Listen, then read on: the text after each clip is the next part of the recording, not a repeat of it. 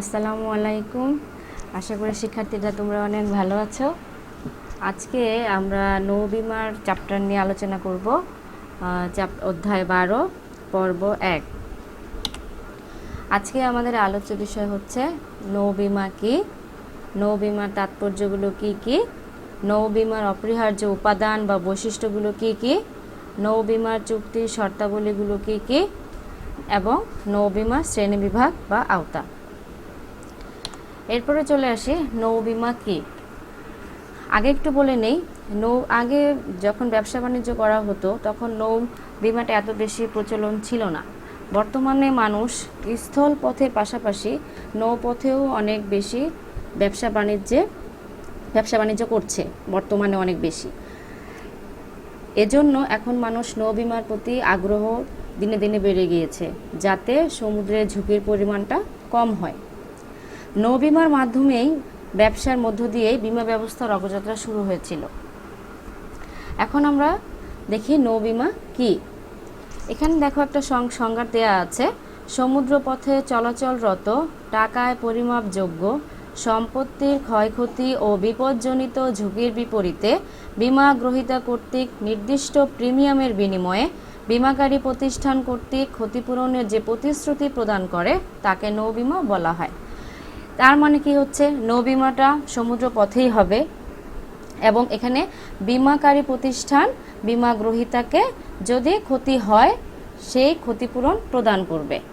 আমরা অন্যভাবে সংজ্ঞাটা বলতে পারি যে নির্দিষ্ট প্রিমিয়ামের বিনিময়ে নৌপথে চলাচলকারী জাহাজ ও জাহাজস্থ পণ্য সামগ্রী বিমাকৃত ঝুঁকি দ্বারা আক্রান্ত হয়ে ধ্বংস বা ক্ষতিগ্রস্ত হলে তা ক্ষতিপূরণের প্রতিশ্রুতি দিয়ে যে বিমা চুক্তি করা হয় তাকে নৌ বিমা বলে।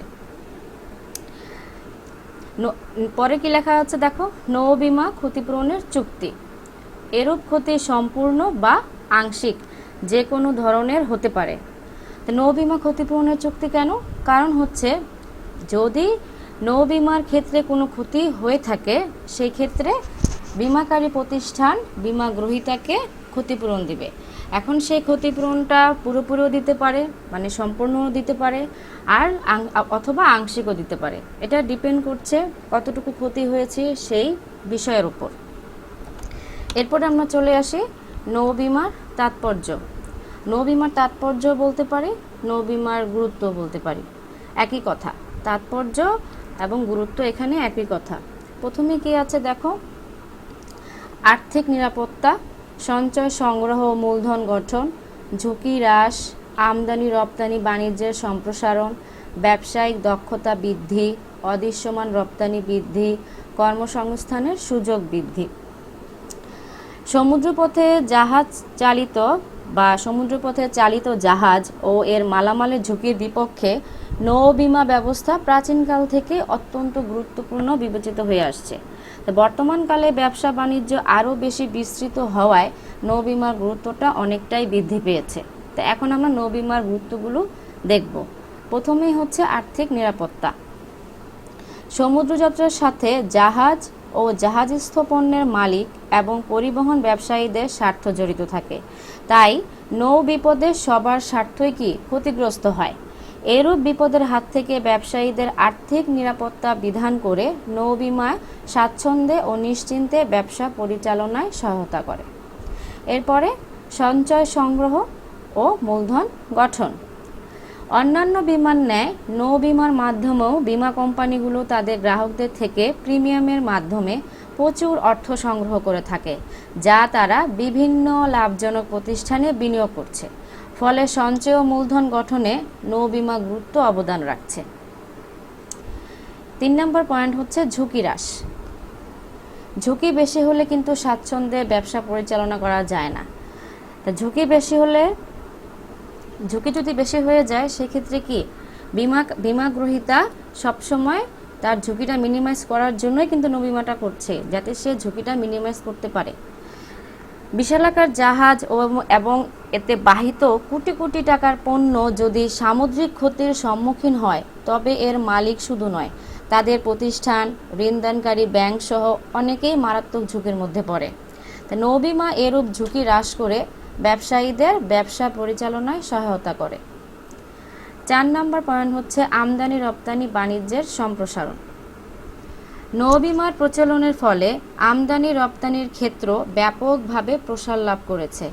এখন আমদানিকারক ও রপ্তানিকারক উভয়েই নিশ্চিন্তে স্বল্প খরচে সমুদ্র পথে মালামাল আনা নেওয়া করছে। এখন আর সামুদ্রিক বিপদ বৈদেশিক বাণিজ্যে বাধার কারণ হয়ে দাঁড়াতে পারে না। তাই সমুদ্র পথে আমদানি রপ্তানি উত্তরোত্তর বৃদ্ধি পাচ্ছে। 5 নম্বর পয়েন্ট হচ্ছে ব্যবসায়িক দক্ষতা বৃদ্ধি। ব্যবসায়িক দক্ষতা বৃদ্ধি।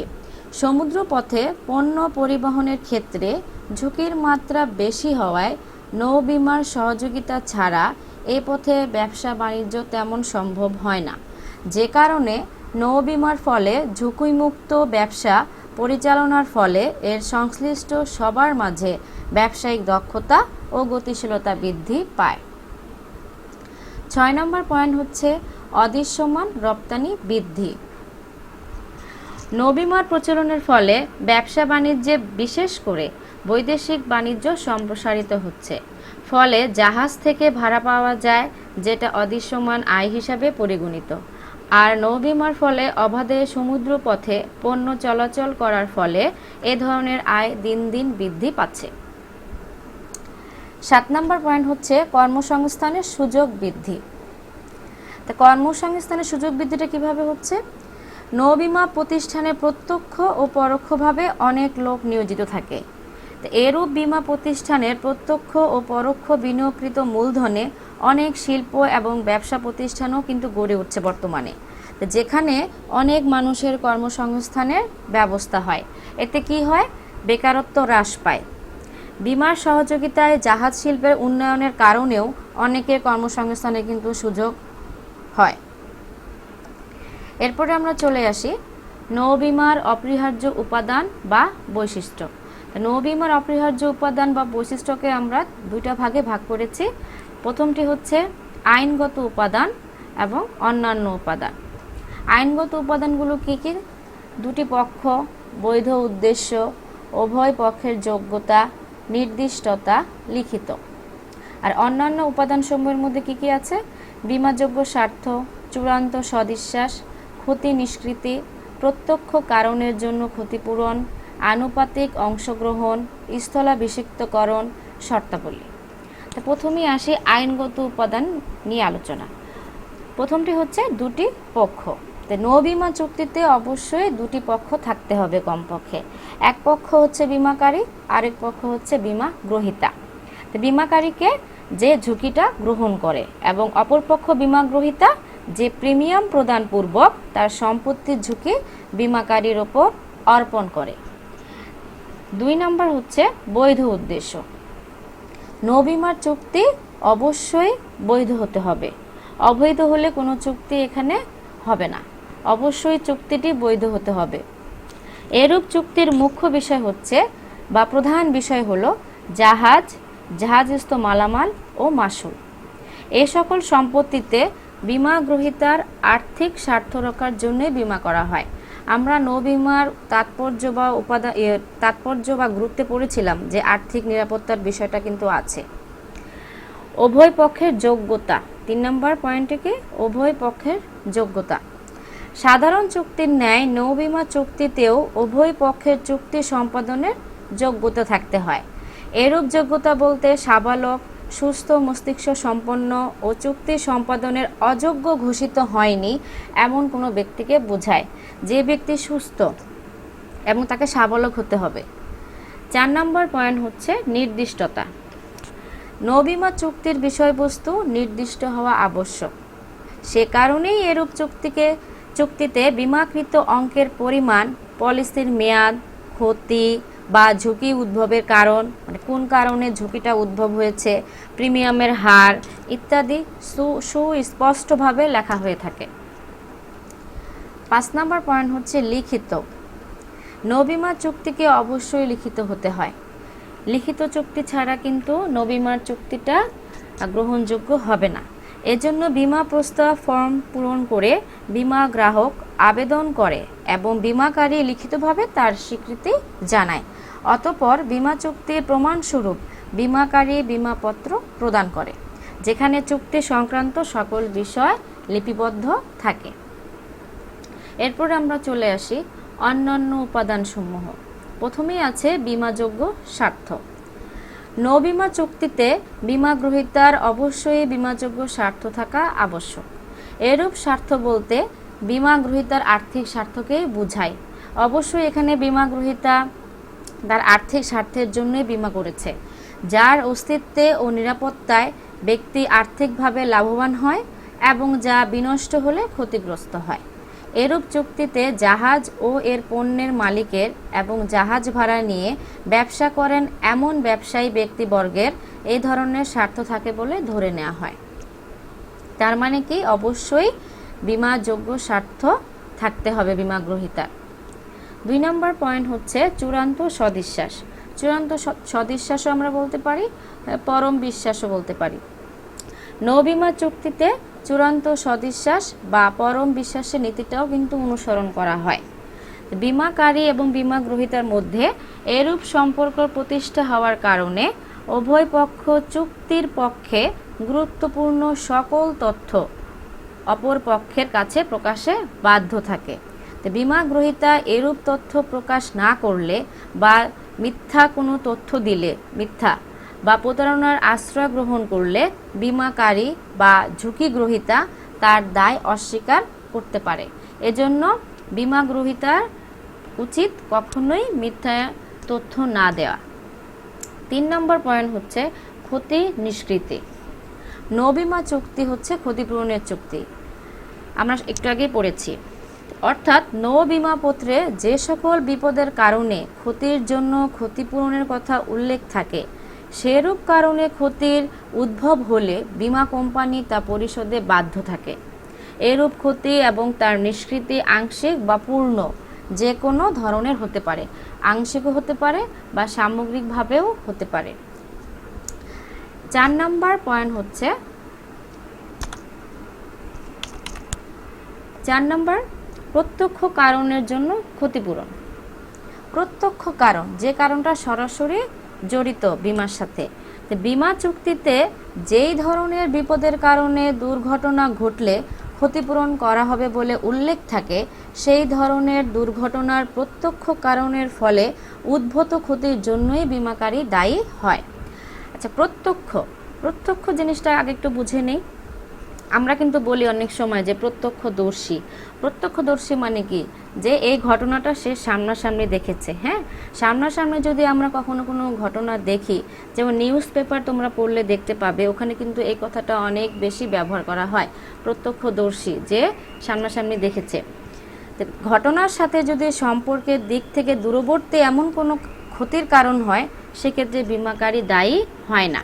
তার মানে কি, নৌ-বীমার একটা গুরুত্বপূর্ণ অপরিহার্য উপাদান হচ্ছে প্রত্যক্ষ কারণের জন্য ক্ষতিপূরণ দেবে। অন্য কোনো কারণের হলে বীমাকারী প্রতিষ্ঠান ক্ষতিপূরণ দিবে না। 5 নম্বর আনুপাতিক অংশগ্রহণ। নৌ-বীমা চুক্তিতে বীমা গ্রহীতা একই সম্পত্তি একাধিক বীমাকারীর নিকট বীমা করতে পারে। এই অবস্থায় জাহাজ, পণ্য বা মাশুলের আংশিক ক্ষতি হলে সকল বীমাকারী তাদের বীমাকৃত অঙ্কের আনুপাতিক হারে ক্ষতিপূরণে বাধ্য থাকে। স্থলাভিষিক্তকরণ। 6 নম্বর পয়েন্ট হচ্ছে স্থলাভিষিক্তকরণ।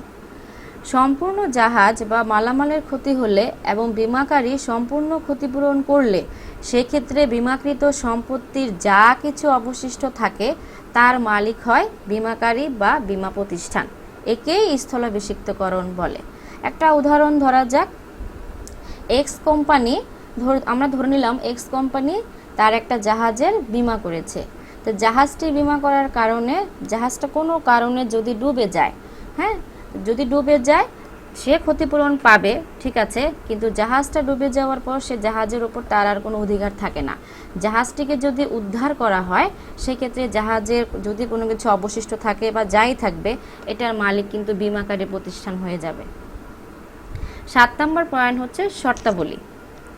নৌ-বীমা চুক্তিতে কিছু ব্যক্ত বা অব্যক্ত শর্ত সম্পৃক্ত থাকে। যে সকল শর্ত পালন করা বা শর্ত অনুযায়ী প্রয়োজনীয় ব্যবস্থা গ্রহণ করা বীমা প্রতিষ্ঠানের এবং ক্ষেত্রবিশেষে বীমা গ্রহীতার দায়িত্ব হিসাবে গণ্য হয়। তো তো এই ধরনের শর্ত দুই ধরনের হয়ে থাকে, ব্যক্ত শর্ত এবং অব্যক্ত শর্ত। এটা আমরা একটু পরেই আলোচনা করব। এবার চলে আসি নৌ বিমার চুক্তির শর্তাবলী। নৌ বিমার চুক্তির শর্তকে ব্যক্ত এবং অব্যক্ত দুই ভাগে ভাগ করা হয়েছে। ব্যক্ত শর্তকে আমরা প্রকাশিত শর্ত বলতে পারি, অব্যক্ত শর্তকে আমরা অপ্রকাশিত শর্তাবলীও বলতে পারি। তা প্রথমে আসি ব্যক্ত শর্তাবলী। ব্যক্ত শর্ত বলতে ভাষা এর ব্যবহার করে শর্ত উল্লেখ করাকে বোঝায়, যেখানে শর্ত থাকবে। বিমা চুক্তি লিখিত হওয়া আবশ্যক বিধায় নৌবিমা চুক্তিতে শর্তের লিখিত উল্লেখ থাকলে তাকে নৌবিমা চুক্তির ব্যক্ত শর্ত বলে। যে সকল শর্ত বা বিষয় এতে উল্লেখ থাকতে হয় সেগুলো কি কি দেখো। 1 নম্বর হচ্ছে সমুদ্র যাত্রার তারিখ, গন্তব্যস্থল ও পৌঁছানোর তারিখ, বিমাকৃত সম্পদের বৈধতা, নৌপথ ও জাহাজের জাতীয়তা সংক্রান্ত ঘোষণা, রক্ষীবহর সাথে রাখা। সমুদ্রযাত্রার তারিখে আসি। সংশ্লিষ্ট জাহাজটি মালামাল নিয়ে নির্দিষ্ট সমুদ্র বন্দর থেকে কোন মাসের কোন দিন লক্ষ্যস্থলের উদ্দেশ্যে যাত্রা শুরু করবে তা নৌবিমা চুক্তিপত্রে স্পষ্টভাবে লেখা থাকে। এরূপ উল্লেখ এবং তা যথাযথভাবে অনুসরণ করা না হলে বৈদেশিক বাণিজ্য ব্যবস্থায় ভেঙে পড়বে। তার মানে কি অবশ্যই নৌবিমার চুক্তিতে সমুদ্র যাত্রার তারিখ অবশ্যই লেখা থাকবে। এরপরে গন্তব্যস্থল ও পৌঁছানোর তারিখ। নৌবিমার চুক্তিতে পণ্য ও মাসুল বিমায় এবং নির্দিষ্ট সমুদ্র যাত্রায় জাহাজী বিমায় অবশ্যই গন্তব্যস্থলের উল্লেখ থাকা আবশ্যক। অবশ্যই গন্তব্যস্থল উল্লেখ থাকবে নৌবিমার চুক্তিপত্রে। বিমাকৃত সম্পদের বৈধতা। বিমাকৃত সম্পদ এবং মালামাল নিয়ে যাতে বিমাকারীকে ঝামেলায় পড়তে না হয় সেজন্য বিমাকৃত সম্পত্তির বৈধতা এবং এর যে কোনো ধরনের নিষেধাজ্ঞা মুক্ততার বিষয়ে বিমা গ্রহীতাকে প্রতিশ্রুতি দিতে হয়। এরূপ প্রতিশ্রুতি ছাড়া বিমা চুক্তি করা হলে বিমাকারী দায়ী হয়ে থাকে। 4 নম্বর পয়েন্ট হচ্ছে নৌপথ ও জাহাজের জাতীয়তা সংক্রান্ত ঘোষণা। নৌবিমা চুক্তির আরেকটি ব্যক্ত শর্ত হলো জাহাজ কোম্পানিকে বা বাহক প্রতিষ্ঠানকে কোন রুটে জাহাজ চলবে এবং জাহাজের জাতীয়তা অথবা কোন দেশে রেজিস্টার্ড বা কোন দেশের পতাকাবাহী তা উল্লেখ করতে হয়। তার মানে হচ্ছে যে দেশের জাহাজ সেই দেশের পতাকা অবশ্যই ওই সমুদ্রের ওই জাহাজের মধ্যে থাকতে হবে। 5 নম্বর হচ্ছে রক্ষীবহর সাথে রাখা। দীর্ঘ সমুদ্র পথে জাহাজটি অভ্যন্তরীণ বা বাহ্যিক শত্রু দ্বারা যে কোনো মুহূর্তে আক্রান্ত হতে পারে, এটাই স্বাভাবিক। তাই জাহাজের রক্ষীবহর সাথে রাখাটা অবশ্যই একটা গুরুত্বপূর্ণ বিষয়। সংশ্লিষ্ট জাহাজটির নিরাপত্তার স্বার্থে এতে প্রয়োজনীয় রক্ষীবহর রাখার বিষয়েও চুক্তিপত্রে শর্ত থাকতে পারে। চুক্তিপত্রে উল্লেখ্য শর্ত পালন করাও বিমাকারীর কর্তব্য। এরপর আমরা চলে আসি অব্যক্ত বা অপ্রকাশিত শর্তাবলী। যে শর্তগুলো লেখা হয়নি সেগুলো হচ্ছে অব্যক্ত, আর যেগুলো লিখিত হয়েছে ওগুলো হচ্ছে ব্যক্ত। অব্যক্ত কোনগুলা? যেগুলা লেখা হয়নি অব্যক্ত, লিখিতভাবে প্রকাশ করা হয়নি অথচ আইন অনুযায়ী পালনীয় এমন শর্তকে অব্যক্ত শর্ত বা অপ্রকাশিত শর্ত বলে। এরূপ শর্ত ভঙ্গ হলে সেজন্য কিন্তু আইনানুগ ব্যবস্থা নেওয়া যেতে পারে। তাই কি কি অব্যক্ত শর্ত আছে? প্রথমেই আছে জাহাজের সমুদ্রে চলাচল যোগ্যতা। নৌবিমা চুক্তিতে ধরেই নেওয়া হয় যে জাহাজটি সমুদ্রে চলাচল যোগ্যতা রাখে। তার মানে হচ্ছে জাহাজটি সমুদ্রে অভিযান বা চলাচলের যোগ্যতা রয়েছে। এরূপ যোগ্যতা বলতে জাহাজটি যান্ত্রিক ও কারিগরি যোগ্যতা এবং চালানোর জন্য যে সকল প্রয়োজনীয় জনবল ও উপায় উপকরণের প্রয়োজন তার উপস্থিতিকে বোঝায়। এরূপ যোগ্যতা ভিন্ন বিমা চুক্তি করা হলে এবং বিমা গ্রহীতার কোনো ক্ষতি হলে বিমাকারী দায়ী থাকে। দ্বিতীয় পয়েন্টটি হচ্ছে যাত্রার বৈধতা। বিমা চুক্তিতে উল্লেখ না থাকলেও ধরে নেওয়া হয় যে পথে পণ্য বহন করা হবে ওই পথে পণ্য বহনের জন্য প্রয়োজনীয় অনুমোদন ও বৈধ কাগজপত্র জাহাজ কোম্পানির রয়েছে। এছাড়া ওই পথে পণ্য বহনে কোনো আন্তর্জাতিক বাধা নিষেধ নেই। জাহাজটি যেই দেশের সেই দেশের শত্রু কোনো দেশের উপর দিয়ে তা চলবে না, এটাও এক্ষেত্রে পালনীয়। এটাই স্বাভাবিক। যদি যাত্রার পথে কোনো বাধা হয় সেক্ষেত্রে জাহাজ মালিক আগে থেকেই কিন্তু তারা প্রিপারেশন নিয়ে থাকে যে এই রুট দিয়ে তারা চলাচল করতে পারবে না বা এই রুট দিয়ে তাদের চলাচলের অনুমতি নেই, তাহলে তারা সেই রুট দিয়ে চলাচল করবে না। এটা ধরেই নেওয়া হয় যে যাত্রার ক্ষেত্রে অবশ্যই কি ওই রুট দিয়ে তারা চলাচল করা তাদের নিশ্চয়ই পারমিশন আছে। 3 নম্বর পয়েন্ট হচ্ছে নির্দিষ্ট সময়ে যাত্রা। সময়, তো বিমা চুক্তিতে যে সময়ে যাত্রা শুরুর কথা উল্লেখ থাকে ঠিক সেই সময়ে যাত্রা শুরু করাও কিন্তু নৌ বিমা চুক্তির একটা অব্যক্ত বা অপ্রকাশিত শর্ত। এটা কিন্তু উল্লেখ নেই যে কখন যাত্রাটা শুরু করবে। যদি লেখা নাও থাকে তাই ধরে নেওয়া হয় যে যে সময় যাত্রা শুরু থাকবে এটা নির্দিষ্ট করা থাকবে আগে থেকেই। যাত্রার শুরুতে যদি দেরি হয় বা কোনো কারণে যদি বিলম্ব হয়, তাতে জাহাজ, পণ্য বা মাসুলে যদি কোনো ক্ষতি হয় সেক্ষেত্রে কিন্তু অনেক সময় ক্ষতি হতে পারে দেরি হওয়ার কারণে। তা অহেতুক কোনো কারণে যদি ক্ষতি হয় বা বিলম্ব হয়, ক্ষতি হয়ে থাকে, সেক্ষেত্রে কিন্তু বিমা চুক্তিটা বাতিল হয়ে যেতে পারে। এজন্য নির্দিষ্ট সময়ে যাত্রা করাটা উচিত। 4 নম্বর পয়েন্ট হচ্ছে যাত্রাপথ পরিবর্তন না করা। সমুদ্রে যাত্রায় যাত্রাপথে কোনোরূপ পরিবর্তন করা যাবে না, এটাও একটা অব্যক্ত বা অপ্রকাশিত শর্ত।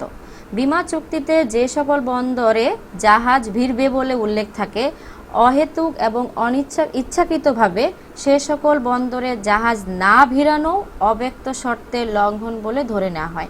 তার মানে কি, যে বন্দরের কথা উল্লেখ আছে সেই বন্দরে কিন্তু জাহাজটা ভিড়তে হবে। অবশ্য অনিবার্য কারণে অনেক সময় দেখা যায় যে প্রতিকূল আবহাওয়া থাকে, সেই ক্ষেত্রে যদি জাহাজ না ভিড়ে ওই বন্দরে আবহাওয়ার প্রতিকূলতার কারণে বা প্রতিকূল আবহাওয়ার কারণে, সেই ক্ষেত্রে অব্যক্ত শর্ত ভঙ্গ হয়েছে বলে ধরে নেওয়া হয় না, যে তখন ভিড়াতে পারবে যদি আবহাওয়ার খারাপ থাকে। এরপরে আমরা চলে আসি নৌবিমা শ্রেণী বিভাগ বা আওতা। নৌবিমা শ্রেণী বিভাগ বা আওতাকে কয় ভাগে ভাগ করেছে? এখানে 4 ভাগে। জাহাজ বিমা, পণ্য বিমা, ভাড়া বা মাসুল বিমা, নৌ দায় বিমা। প্রথমে আমরা চলে আসি জাহাজ বিমা। সমুদ্রপথে জাহাজ চলাচলকালে জাহাজের আংশিক সামগ্রিক মানে পুরোপুরি ক্ষতি হতে পারে। জাহাজের মালিক বা জাহাজের ওপর বিমাযোগ্য স্বার্থ রয়েছে এমন কোনো ব্যক্তি কর্তৃক উক্ত ক্ষতি আর্থিকভাবে মোকাবিলার উদ্দেশ্যে বিমা করা হলে তাকে জাহাজ বিমা বলে। দেখা যায় যে সমুদ্রে অনেক ধরনের বিপদ হতে পারে। সমুদ্রে যখন কোনো নৌযান চলাচল করে তখন বিভিন্ন ধরনের বিপদের সম্মুখীন হয়, যেমন সামুদ্রিক ঝড় হতে পারে, নিমজ্জিত পাহাড়ে ধাক্কা লাগতে পারে বরফ পিণ্ডের সাথে, তারপরে জলদস্যু দ্বারা আক্রান্ত হতে পারে। তো বিভিন্ন ধরনের কারণে জাহাজ বিনষ্ট হতে পারে, সে কারণে কিন্তু জাহাজ বিমাটা করা হয়। আর নর্মালি এই বিমাটা করা হয় 1 বছরের জন্য সাধারণত। এরপরে আমরা চলে আসি দ্বিতীয়ত পণ্য বিমা। সমুদ্রপথে এক দেশ হতে অন্য দেশে পণ্য পরিবহনকালে সামুদ্রিক বিপদের কারণে জাহাজস্থ পণ্য সম্ভার বিনষ্ট হতে পারে। জাহাজ বোঝাই পণ্য ক্ষতিগ্রস্ত হলে শুধুমাত্র পণ্যের ক্ষতিপূরণের জন্য যে বিমা করা হয় তাকে পণ্য বিমা বলে। এটা শুধুমাত্র পণ্যের সাথে জড়িত। যদি পণ্যের কোনো ক্ষতি হয় তাহলেই এই বিমা গ্রহীতা ক্ষতিপূরণ পেয়ে থাকবে। এরূপ বিমাও নৌ বিমার কিন্তু আওতাধীন। বৈদেশিক বাণিজ্যে পণ্য প্রেরণকালে রপ্তানিকারক বা আমদানিকারকের প্রতিনিধি জাহাজে পণ্য বোঝাই করে পণ্য বিমাপত্র সংগ্রহ করে এবং অন্যান্য জাহাজি দলিলের সাথে তা আমদানিকারকের বরাবর প্রেরণ করে। তো পণ্য গ্রহণকালে আমদানিকারক যদি দেখে যে পণ্যের কোনোরূপ ক্ষতি হয়েছে, তবে সে এরূপ বিমাপত্র প্রদর্শন করে ক্ষতিপূরণ আদায় করতে পারে। তো এই ধরনের বিমা নির্দিষ্ট সমুদ্র যাত্রার জন্য, অর্থাৎ মালামাল পৌঁছানো পর্যন্ত সময়ের জন্যই করা হয়। এরপর আমরা চলে আসি 3 নম্বর ভাড়া বা মাসুল বিমা। জাহাজে বাহিত পণ্য বিনষ্ট হলে পণ্য মালিকের নিকট হতে বাহক ভাড়া আদায় করতে পারে না। তো এতে পরিবহন কোম্পানি বা জাহাজ কোম্পানি কি হয়? আর্থিকভাবে ক্ষতিগ্রস্ত হয়। তো এরূপ ক্ষতির হাত থেকে বাহক বা জাহাজ কোম্পানিকে আর্থিকভাবে রক্ষার জন্য যে বিমাপত্রের ব্যবস্থা রয়েছে তাকে ভাড়া বা মাসুল বিমা বলে। তো এরূপ বিমা পৃথকভাবে করা গেলেও তা নৌ বিমার আওতাধীন। অনেক সময় অগ্রিম ভাড়া বা মাসুল দেয়া হয়। সেক্ষেত্রে পথিমধ্যে বা রাস্তার মধ্যে যদি বা রুটে চলাচলের সময় পণ্য বিনষ্ট হলে পণ্যের সাথে অগ্রিম ভাড়ার অর্থ ক্ষতিগ্রস্ত হয়।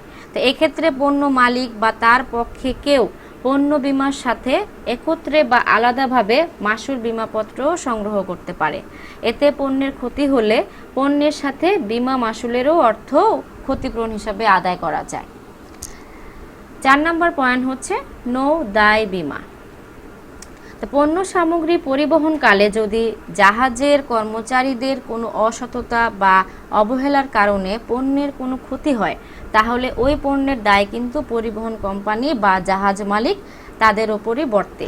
তো অনেক সময় নৌ বিপদের কারণে জাহাজে কর্মরত ব্যক্তিদের শারীরিক জখম বা জীবনহানি হতে পারে। অনেক সময় অনেকে মারাও যায়। তা কোনো সময় জাহাজ চলাচল বা বন্দরে ভিড়ানোর ক্ষেত্রেও অন্য জাহাজ বা অন্যের জীবন বা সম্পদের হানি হতে পারে। তো এই সকল ঝুঁকির দায় হতে পরিবহন কোম্পানি বা জাহাজ মালিককে রক্ষার জন্য যে বিমাপত্র খোলা হয় তাকে নৌ দায় বিমা বলে। তো এ ধরনের দায় নৌ দায় বিমার মাধ্যমে কিন্তু দূর করা যায়। তাহলে আমরা এখন কি জানলাম? জাহাজ বিমা, পণ্য বিমা, ভাড়া বা মাসুল বিমা, নৌ দায় বিমা, এইগুলা কিন্তু পরীক্ষায় কিন্তু অনেক বেশি আসে। পরীক্ষায় আসতে পারে জাহাজ বিমা কি, পণ্য বিমা কি, ভাড়া বা মাসুল বিমা কি, নৌ দায় বিমা কি। জ্ঞানমূলক প্রশ্নও আসতে পারে, অনুধাবনমূলক প্রশ্নও আসতে পারে। তোমাদের জন্য বাড়ির কাজ হচ্ছে জ্ঞানমূলক প্রশ্ন, নৌ বিমা, জাহাজ বিমা, পণ্য বিমা, মাসুল বিমা ও নৌ দায় বিমা বলতে কি বুঝো। অনুধাবনমূলক প্রশ্ন, 1 নম্বর হচ্ছে নৌ বিমা চুক্তিকে ক্ষতিপূরণের চুক্তি বলা হয় কেন, ব্যাখ্যা করো। 2 নম্বর হচ্ছে যাত্রার বৈধতা নৌ বিমার কোন ধরনের শর্ত, ব্যাখ্যা করো। 3 নম্বর হচ্ছে নৌ বিমা বৈদেশিক বাণিজ্যে গুরুত্বপূর্ণ কেন। 4 নম্বর নৌ বিমায় স্থলাভিষিক্তকরণ কি, ব্যাখ্যা করো। 5 নম্বর নৌ বিমায় অব্যক্ত শর্ত বলতে কি বুঝো। আমি এতক্ষণ তোমাদের যে বিষয়গুলো নিয়ে আলোচনা করলাম এর মধ্যে তোমরা এই সবগুলো প্রশ্নেরই আনসার পেয়ে যাবে, উত্তর তোমরা আমার এতক্ষণ লেকচারে তোমরা পেয়ে যাবে। অধ্যয়নী মানুষকে পরিপূর্ণ করে তোলে। আশা করব শিক্ষার্থীরা তোমরা বাসায় মনোযোগ সহকারে নৌ বিমা চ্যাপ্টারটা পড়বে। এখান থেকে প্রায় প্রতি বছরই কিন্তু কোশ্চেন হয়। সবাই ভালো থাকবে, সুস্থ থাকবে। আসসালামু আলাইকুম।